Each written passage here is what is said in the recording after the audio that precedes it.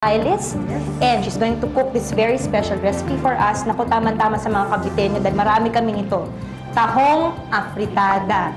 So, siguro bago natin i-share yung recipe, bumati ka muna sa kanila. Hello, everyone. Ayan, bumati na siya.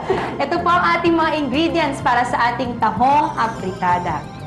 1.5 kilos tahong or mussels, 200 grams potatoes diced and fried, 200 grams bagu beans cut diagonally, 2 teaspoons ginger juice, 4 segments garlic crushed, 1 piece onion chopped, 1/4 cup oil, 1 piece red bell pepper cut into strips, 1 250-gram Doi packed Hunt's tomato sauce, 1 cup tahong broth, 1 tablespoon breadcrumbs, 1 tablespoon ground peanuts, 2 teaspoons salt, 1 teaspoon sugar, and 4 teaspoons atsuete juice. Okay, Ditas, paano ba natin lulutuin itong tahong afritada? Anong una natin gagawin? Okay. Ang una natin gagawin, first, no, is yung tahong, isi-steam muna yun.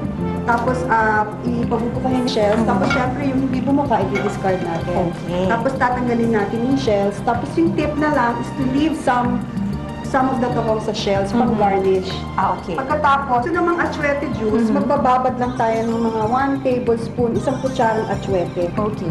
Tapos, mamaya na natin galawin.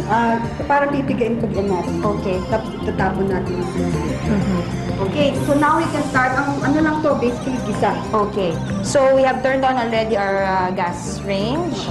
So, now mainit na siya. Natin yung ating oil. Cooking oil.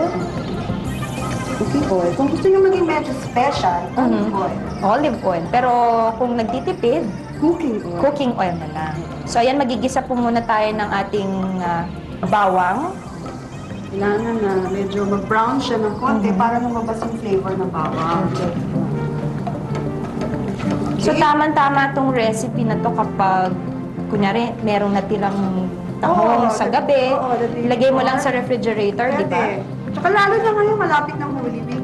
Vegetarian. Tama. Ayan, merong iba nag-brown-brown na. Pwede na natin ilagay. Ang sibuyas naman. Yung sibuyas, kailangan medyo transparent siya. Pag transparent siya kasi, it means malambot na. That's right. Pag pinasok na kasi yung ibang ingredients, tapos hindi pa siya lalambot, hindi pa siya malambot, medyo matatagalan lang. Meaning, will not soften in the process. So, pagkatapos ng bawang at saka ng sibuyas, okay, ayan, ang ating kahong. Very nutritious to, di ba? Just kidding. Pagkatapos ayan. yan, yung ginger juice. Diba? Ang ginger juice, hindi yan yung salabat na sinasabi. Hindi. Ito, magdidikdik ka lang ng ginger, tapos lalagyan mo ng konting tubig, tapos pipigain mo. Okay. Parang tinatasan mo lang siya, not necessarily pinakuluan mo para gawin salabat. Hindi. Okay. Okay. Tapos nito, lagyan na natin ng ating Ang pinaka-importante, Hunt's tomato sauce. The difference is Hunt's. Ganda ng color. Okay. Tomato sauce. Tomato sauce, tapos lagay na natin yung tahong ko. Ito yung pinaglagaan po natin ng tahong. 1 cup, no? Can we use, kunyari, yung tahong na ginamit natin, hindi yung nilaga. It's the soup. Yung may luya na may margarine. Pwede yun gamitin. Okay. Pwede.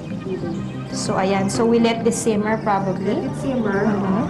So, habang hinihintay po nating masimmer yan, alam nyo ba na dapat mag-iingat ho kayo sa pagbili ng tahong, siguraduhin yung fresh.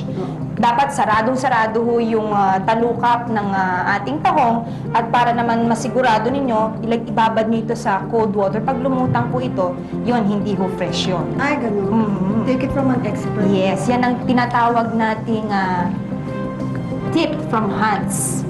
Okay, so nilalagay natin ang ating vegetables. Ito yung ating bagu beans. And Red bell pepper. actually, it's a good idea no, na mag-iwan ng konti For garnishing. for garnishing. Pag medyo naluto na, let's say yung bagu beans, no, medyo naluto na ng konti, nag-green na siya, itabi nyo muna ulit yung pang-topping ba? Okay. Okay, so now medyo it simmered already. Okay. So So, lalagay na natin ang ating potatoes. Itong potatoes na to, this has been cubed and then fried. Oo, and then fried. Okay. Tapos yung the rest of the ingredients. This is the Breadcrumbs. breadcrumbs. Bakit breadcrumbs? Oo, ano to, bigay ng texture, medyo pampatikin ng See, and this is the ground peanuts. ground peanuts na pampalasa din. Oo. And Salt. asin, konti lang. Konti lang. Ayan. Konti lang. To taste And lang. sugar. Taste. Alam mo naman ng Pinoy, gusto nila medyo matamis-tamis. So, Then, ayan. finally, konting atsuete juice. Buhos ko na lahat. Yes. Okay, ayan. So, wag niyo isasama yung buto, mga kaibigan. Pakisama niyo yung buto. Hindi siya nakakain. Okay. So, this is a different recipe kung sawa na ho kayo dun sa regular na pagluluto nyo ng tahong, yung sinabawan, o kaya baked tahong. This is our version of an afritada that's different. That's tahong afritada from Hans, of course. Cooked by our food stylist, Ditas Castro. So, yan po is the name. And then, we'll just put yung kinabi nating mga, what do you call this? Yung Red bell pepper. red bell pepper, tsaka yung mga mussels and shells. Para sa Yan po mga kaibigan ng ating recipe for today, ang tahong afritada, brought to you by Hans Tomato Sauce. The difference is Hans.